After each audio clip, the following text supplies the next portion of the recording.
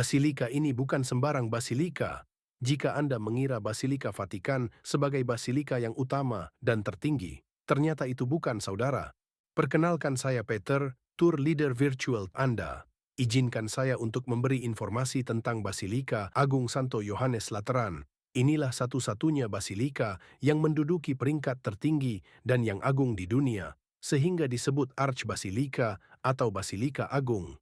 Basilika ini didirikan pada masa Kekaisaran Konstantin. Ia adalah seorang kaisar Roma yang menjadi pengikut Kristus. Nama Yohanes diambil dari penghormatan kepada Yohanes Pembaptis dan Yohanes Penginjil. Sedangkan nama Lateran diambil dari nama keluarga Laterani yang tanahnya disumbangkan oleh Kaisar Konstantinus sekitar tahun 311 untuk mendirikan basilika. Kemudian pada tahun 318, basilika Kristen pertama di Roma ini dibuka dan menjadi kemerdekaan tersendiri bagi umat Kristen karena dapat beribadah secara tenang dan terbuka.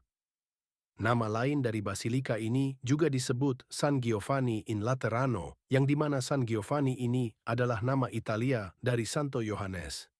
Basilika ini diresmikan oleh Paus Sylvester pertama pada 9 November 324.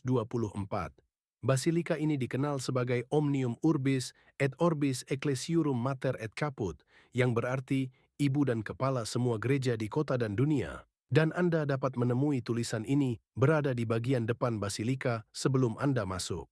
Sebagai basilika Kristen pertama, basilika ini menjadi standar model arsitektur bagi pembangunan semua basilika setelahnya.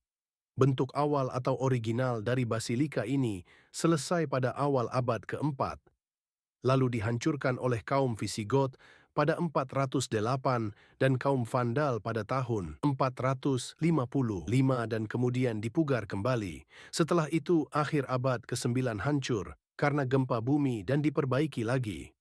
Kemudian pada abad ke-13, Paus Nikolas IV memperluas dan menghiasinya dengan begitu indah, namun pada tahun 1308 terjadi kebakaran dan direnovasi, namun sayangnya terjadi kebakaran lagi pada tahun 1360 dan direnovasi kembali. Tahun 1646, Francesco Borromini memimpin pembangunannya kembali. Ia merancang 12 relung dengan gaya putih yang megah, dengan mempertahankan unsur-unsur tata letak basilika asli abad keempat. Setiap relung diisi dengan patung rasul yang sangat besar, dan akhirnya pada 1734 Paus Clement ke-12 memiliki rencana ambisius untuk rekonstruksi dengan menambahkan fasad barat yang megah. Dengan rancangan arsitek Alessandro Galilei, seorang kerabat Galileo, dan selesai pada tahun 1735.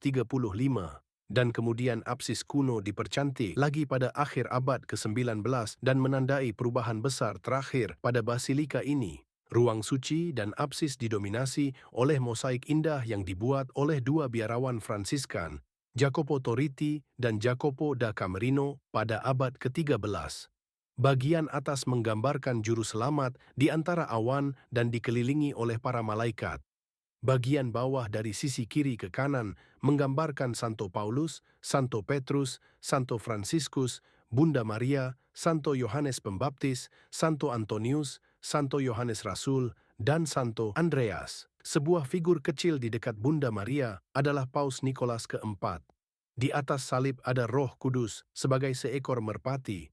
Dari paruhnya air mengalir menuruni sisi salib yang terbagi menjadi 4 aliran yang mewakili 4 Injil. Dan di bagian dasar mosaik menunjukkan sebuah kehidupan dari air yang mengalir tersebut.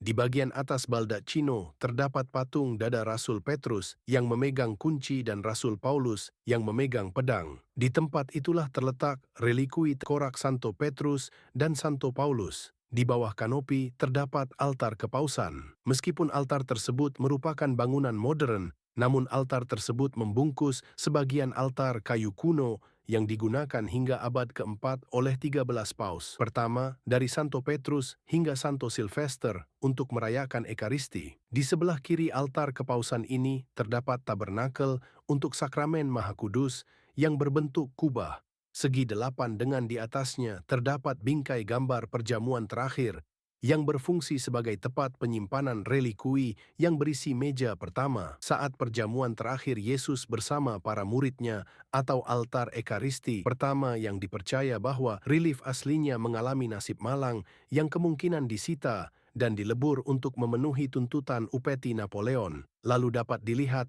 ini adalah kursi uskup yang dikenal sebagai katedra. Hal ini jelas menunjukkan bahwa ini bukan gereja biasa, melainkan katedral dari Roma itu sendiri, dan yang memegang jabatan ini adalah Paus itu sendiri. So, yang perlu saudara ketahui bahwa Basilika Santo Yohanes Lateran ini statusnya lebih tinggi dari Basilika Santo Petrus karena menjadi katedral resmi Paus sebagai uskup Roma. Setiap Paus dimulai dengan Paus Miltiades menduduki istana Lateran hingga masa pemerintahan Paus Clement V dari Prancis yang memutuskan untuk memindahkan pusat kekuasaan resmi Gereja Katolik ke Avignon pada tahun 1305. Ketika kepausan berada di Avignon, istana Lateran dan Basilika Agung mulai rusak karena kebakaran pada tahun 1308 dan 1360.